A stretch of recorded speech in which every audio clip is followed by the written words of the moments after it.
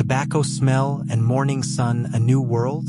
I look at him with shining eyes, but my facial expression remains without any emotion. He waits for my answer, and I move my left hand along my hip, past the Miami 92, into my left trouser pocket.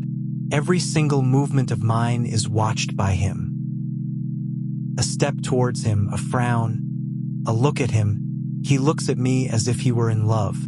And then I pull the demolished cigarette packet out of my left trouser pocket, take out a cigarette, and stick it between my lips, while simultaneously taking a lighter out of my trouser pocket and lighting it. The cigarette burns.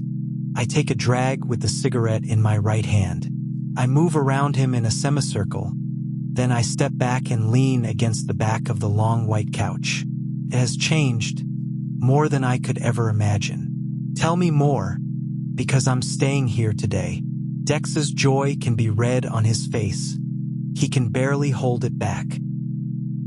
That's great. Full of happiness, he wants to start telling me something, as if he wants to talk about a birthday party. We've had enough bad mood, and why should I stop him with sentences like, "No matter how the world has changed, do you honestly think one could lose a smile over it?" Or sentences like, "You're in a good mood, don't die tomorrow?" I won't stop him, and I don't know why I don't. Disappointed 1,000 times and maybe not today? Where should I start, Ozil? It started almost 2 years ago. About 2 years ago, everyone who was lucky enough to survive died. The weak have died. They couldn't adapt to this dirty world, as we and the rest here have done. Fate rests on us, Ozil, to be one of the strong. I nod slightly at him and continue to give him my full attention. Because that was exactly the point in time when the weak died and only the strong survived. Everyone who had made it this far had to fight for their lives in the years before, and one mistake meant their death. With tricks and intelligence, because everything could be an ambush. They made it. I reply confirmed. They made it. And he continues. For every single one there are probably 100 reasons why they made it and the others didn't. That was the point in time when everything changed. It was no longer so easy to outsmart the other, and so the survivors gave each other respect. Do you understand what I mean? A doctor opened his bunker. You can exchange medical supplies with him for other goods like food or weapons. He fought for his survival before.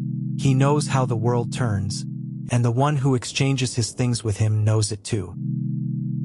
It's difficult to explain. Yes, it really is, but I think I understand what he means.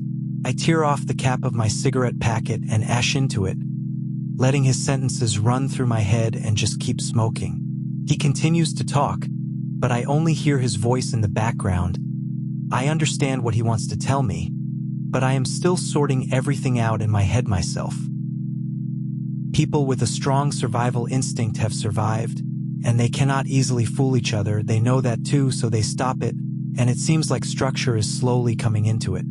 The weapons fanatic opens his trade for the exchange of other important goods, and ultimately he can only do that because he knows how things work. The cigarette burns down to the filter. I put it out and light a new one while he continues to explain things to me. I offer him one, he gratefully accepts it and smokes with me. Wait a moment, Ozil.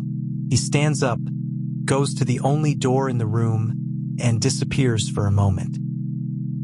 Behind the door, there is quite a lot besides his food supply, with the words, "I also have some, and then the old ones like you." He probably indicates the full cigarette packet in his hand that he brought out of the room. Do you understand what I mean, Ozil?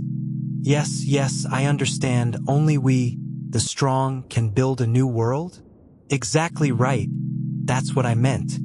But don't forget, not everyone deserves my respect, especially not those who kill out of passion, even though they are not infected. Mine either. He gives me a frozen facial expression, but I don't press further, because if there is one rule I know in this world, it is not to ask questions about the past of others. My Brother on the Moon Volume 1.